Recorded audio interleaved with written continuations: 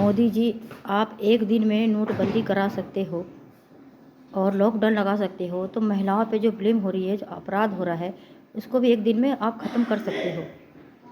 10-10 महीने की बच्ची होती है, 4 साल की बच्ची होती है, उन पे बहुत गलत हो रहा है, उनके साथ रेप हो रहा है, उनके साथ बहुत गंदे गंदे वारदात हो रहे हैं। तो आप एक दिन में लॉकडाउन लगा सकते हो और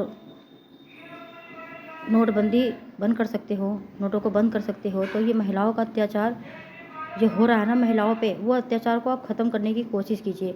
हर महिलाएं अब आक्रोश में आ गई हैं और नाराज़ हो गई कि महिला की सुरक्षा कहीं नहीं है।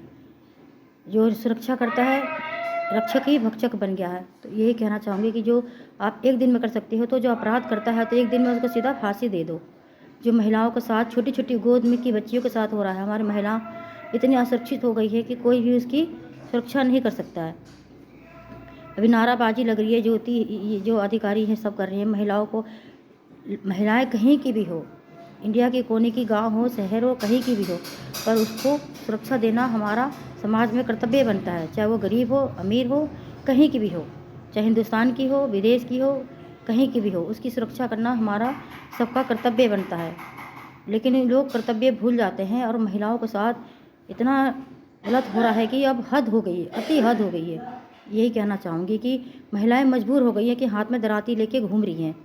वो मजबूर करने वाले पुरुष ही है। तो यही कहना चाहूँगी कि मोदी सरकार, आप एक दिन में लॉकडाउन लगा सकते हो, नोटबंदी, नोट को बंद कर सकते हो, तो जो अपराध करता है उसको फांसी की सज़ा दे दो, क्योंकि वो छूट जाते हैं और महिलाएं सुरक्षित नहीं हैं। महिलाओं पर अत्याचार बहुत हो गया है। यही कहना चाहिए। मजबूरन महिलाएं फूलन देवी बनना पड़ रहा है, मजबूरन महिलाओं को फूलन देवी बनना पड़ रहा है, झांसी की रानी बनना पड़ रहा है। अत्याचार के खिलाफ आवाज़ उठा रही है, तो आप उसका सपोर्ट कीजिए। जो महिलाएं असुरक्षित है उसका सपोर्ट कीजिए। आपसे अनुरोध करना चाहूँगी मोदी सरकार से कि महिलाओं की सुरक्षा आपके हाथ में है। जब नेता ही भक्षक बन जाएंगे तो महिलाएं कहाँ सुरक्षित रहेगी? ये घर ही असुरक्षित हो जाएगा तो महिलाएं कहाँ सुरक्षित रहेंगी? तो यही कहना चाहूँगी कि महिलाओं की सुरक्षा आपके हाथ में है, पूरी समाज के हाथ में। बेटियाँ पूरी समाज की होती है। बेटियाँ बेची नहीं जानी चाहिए, बेटियों को अत्याचार नहीं होना चाहिए। 10-10 महीने की बच्ची, 4 साल की बच्ची, 3 साल की बच्ची, स्कूल हो, घर हो, कहीं भी हो, सुरक्षित नहीं है। दुकान पे कहीं भी सुरक्षित नहीं होती है। महिलाओं को इतना क्रोधित हो गई हैं कि महिलाएं सड़कों पर उतर गई है, धरना देने पे मजबूर हो गई हैं। सरकार उनका साथ देना चाहिए। जो समाज के सामने औरत इतनी मजबूर हो गई है कि सड़क पर उतरना पड़ रहा है, तो आपको समझना चाहिए और महिलाओं की सुरक्षा देना चाहिए।